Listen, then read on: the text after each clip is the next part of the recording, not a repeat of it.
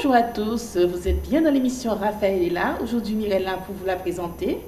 Nous avons deux invités, mais avant tout, je tiens à envoyer un gros force et courage pour les personnes sinistrées suite à la tempête Fiona. Et l'association que nous recevons aujourd'hui œuvre aussi dans ce sens, c'est l'association ALLP, dont la présidente, Mme Ciaras Véronique, je la laisse se présenter, et ensuite la trésorière adjointe, Mme Desplan Millet. Bonjour à tous, je suis Mme Ciaras Véronique, présidente de l'association des locataires de Loïc Petit à LLP. Donc, nous sommes situés à Capesterre. Bonsoir à tous, Desplan Mylène, trésorière adjointe de l'association LLP. Donc, pouvez-vous nous parler de cette association? C'est une association qui a été créée en 2019, puisque nous sommes des locataires. Nous habitons sur Capesterre et nous voulons nous mettre en collectif tout d'abord. Et ensuite, finalement, au fil des années, on s'est dit pourquoi pas se mettre en association. Donc pourquoi? Parce que nous sommes là pour la cohésion sociale, pour œuvrer aussi pour les locataires, pour la défense des locataires. Et au fur et à mesure que notre association grandit, on évolue également. Et on s'est dit pourquoi pas se transformer en EVS, en espace de vie sociale. Voilà. D'accord. Et la trésorière souhaite compléter, dire quelque chose? Là, pratiquement tout dit. Le but de l'association, avant tout, c'est la défense de nos locataires et aussi œuvrer pour notre jeunesse, qui est l'avenir de demain. D'accord. Et en tant que trésorière adjointe, vous travaillez de concert avec le trésorier pour mettre en place des projets, voilà, et ce genre de choses. En accord avec la présidente et les autres membres du CA de l'association. Chacun amène sa petite pierre à l'édifice. Chacun donne son idée. Si nous pouvons concrétiser, aller jusqu'au bout des projets, c'est un plus pour l'association. C'est très bien, c'est très beau tout ça. Donc, Madame la Présidente, pouvez-vous nous parler des projets? Les projets qu'on a fait de l'année dernière, ça a été le projet de quartier d'été en 2021. Donc, nous avons poursuivi en 2022. Nous avons reçu au mois de juillet, au mois d'août, le sous-préfet, donc qui a vu en fait tout ce qu'on a pu faire, mettre en œuvre avec les enfants. Aujourd'hui, nous avons une autre vision un peu plus au niveau de la cohésion sociale. Donc, c'est pour cela que nous avons été labellisés espace de vie sociale, financé par la CAF, bien entendu. Donc, l'inauguration de l'espace de vie sociale sera bientôt, sera le 22 septembre 2022. Nous sommes déjà le 23 septembre. 22 octobre, pardon. Désolée. Le 22 octobre. Donc, c'est pour cela que je suis venue aussi pour inviter la population de Capesterre pour nous soutenir. Je voulais vous poser une question. Souvent, ces espaces de vie sociale qui sont financés par des appels à projets, des financeurs comme la CAF ou autres, les gens y adhèrent assez facilement. Ils viennent... Ils viennent depuis, puisque nous avons fait cette expérience-là, puisque avec le quartier d'été, on a commencé avec les familles de Loïc Petit et on s'est agrandi, on s'est élargi au fur et à mesure parce qu'on a vu les habitants de Marquisa, puisque c'est le secteur de Marquisa que nous supervisons, on va dire.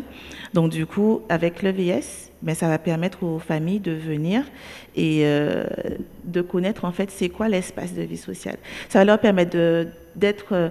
il y aura les projets numériques, il y aura des projets de sortie, des projets de randonnée. Bien évidemment, nous aurons également d'autres projets au fur et à mesure, je vais vous expliquer. Mais ça, c'est important parce que ça permet aux familles, en fait, qui n'ont pas accès aux outils informatiques, de venir nous rencontrer. De venir sur place, on va les aider à faire leurs documents administratifs, les aider à aller sur Internet et plus. D'accord. Vous parlez association des locataires Loïc Petit. Pouvez-vous nous rappeler qui est Loïc? Monsieur Loïc Petit, c'était l'ancien directeur par intérim de la SIG. Donc, c'était une personne qui aimait les associations, qui est vrai pour les associations, qui les aidait. Donc, moi, je suis très fière aujourd'hui que notre association porte le nom de Monsieur Loïc Petit. Et ça va aussi avec son tempérament, le fait qu'on a décidé d'être espace de vie sociale. C'est vraiment un cheminement et je suis très contente. D'accord. Donc, le 22 octobre, oui, à part l'inauguration de cet espace de vie sociale, vous avez prévu des manifestations, des animations. Oui. et dont un qui va porter sur le concert solidaire. Un concert solidaire en hommage pour aider les personnes victimes de la tempête Fiona, puisque Marquisa, notre secteur, a été très marqué par cet événement. D'accord.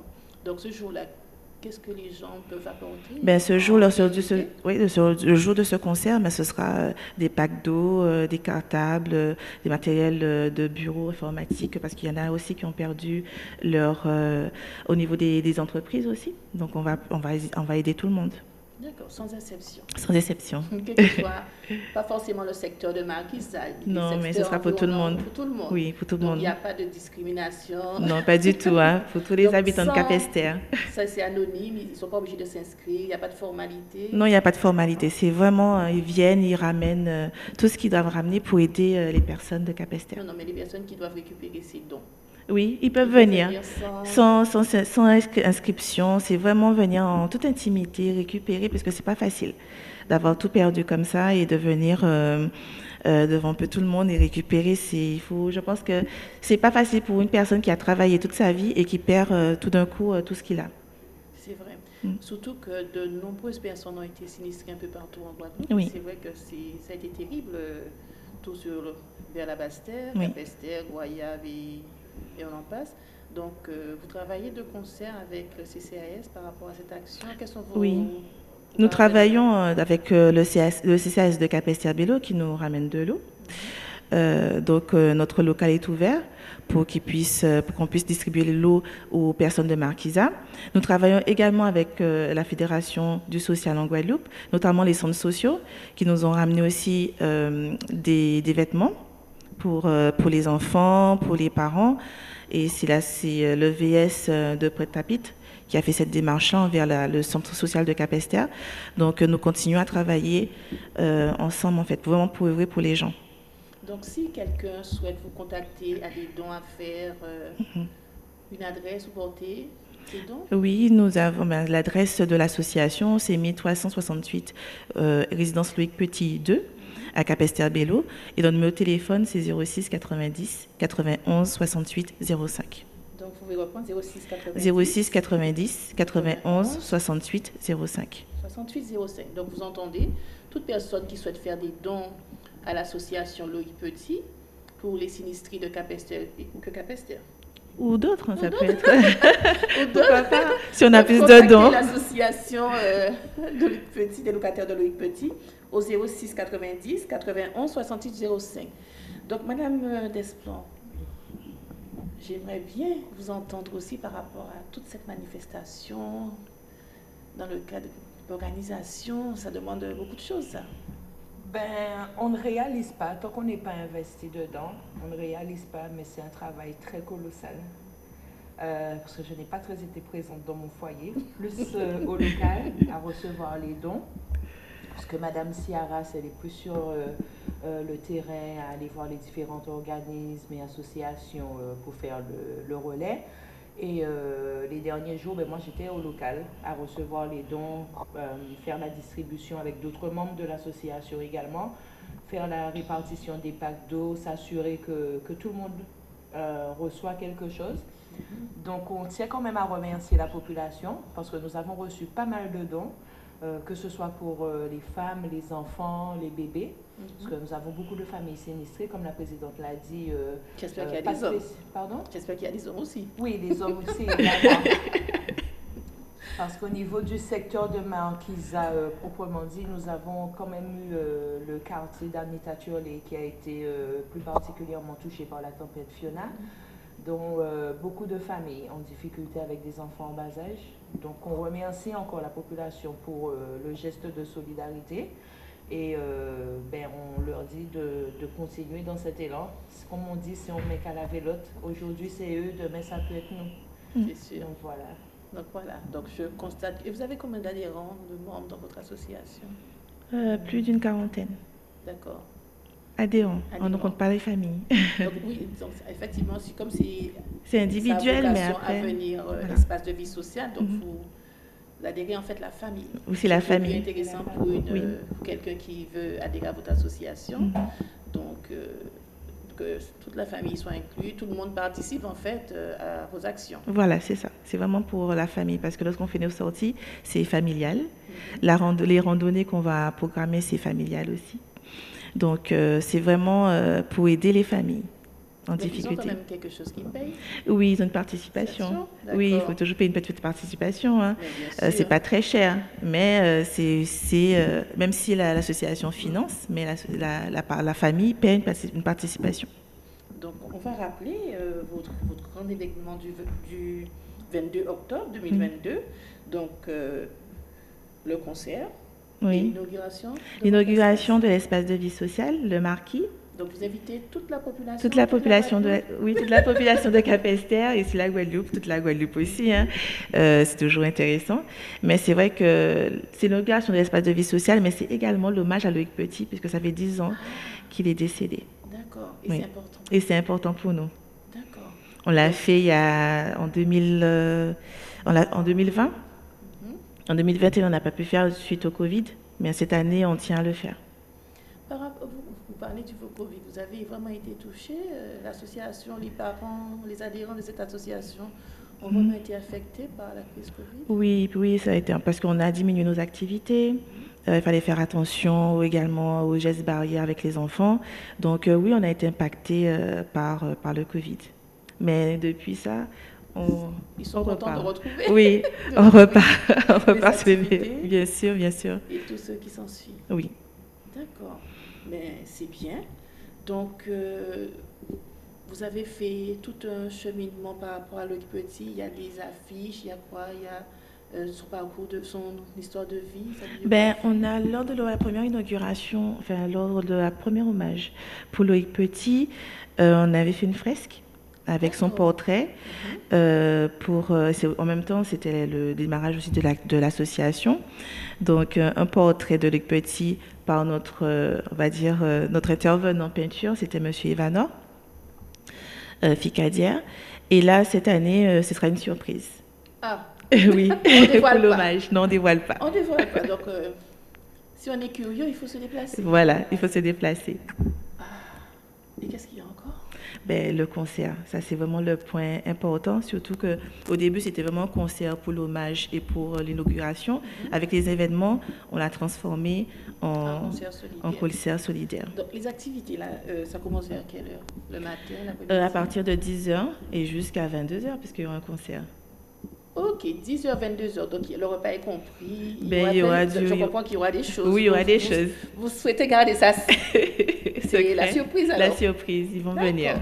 Alors, chers téléspectateurs, si vous voulez découvrir ce que l'association des locataires Loïc Petit vous réserve, il faudra vous déplacer. Voilà. C'est ça? Oui, c'est ça. D'accord. Je suis très contente de l'apprendre et je souhaite que cette association perdure dans toutes ses actions et ses activités. Merci. Et vous avez de nombreux projets encore pour 2023 qui sont en cours? Ah oui, on a beaucoup de projets pour 2023 puisqu'on va encore pour le quartier d'été, pour le mois de juillet-août. On a aussi des projets de soutien scolaire, d'aide aux devoirs pour les enfants. Et aussi, je pense qu'on aura peut-être une collaboration pour les personnes âgées. Ah, c'est bien ça, il ne faut pas les oublier. Non, il ne faut pas les oublier. J'ai dit aidant aussi. Voilà, dit aidant aussi. Donc, voilà. Donc, vous souhaitez vraiment, en fait, faire un travail de réseau. Oui, un travail de réseau. C'est très important. C'est vrai que un travail de proximité également. C'est très important. C'est vrai qu'en Guadeloupe ou bien ailleurs, c'est vrai, souvent on n'y pense pas des fois travailler en réseau, mais c'est, comme on dit, c'est ensemble qu'on peut faire de belles choses pour les gens qui en ont besoin. Bien sûr. Notamment les personnes en situation de handicap, les personnes fragiles, les enfants. On retrouve des personnes, on parle de personnes âgées, personnes en situation de handicap.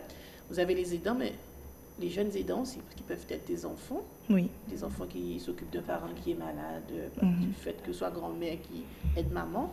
Et c'est vrai que ce n'est pas toujours évident. Mais est-ce que ces enfants-là, quand vous accueillez les enfants, ça vous arrive de les accueillir seuls, de parler avec eux par rapport à l'espace de vie? On va retrouver quoi comme différents ateliers? Dans l'espace de vie, il y aura un atelier communication avec un professionnel, donc il va discuter avec les enfants, avec les parents également. Donc ça, c'est ce qu'on a mis en place. Voilà. Et d'autres ateliers Oui, il y aura des ateliers de pêche, Oui. Ah, quand même. Oui, initiation à la pêche. Il y aura un atelier self-défense, l'atelier théâtre, puisque ça a bien fonctionné pendant les vacances. Les enfants, ils étaient très contents. Donc, on va continuer l'atelier théâtre. Il y a aussi, nous avons en ce moment un projet Sport pour tous, initié par Madame Desplomb. Ah, mais Madame Desplomb va nous parler de ce projet. Voilà.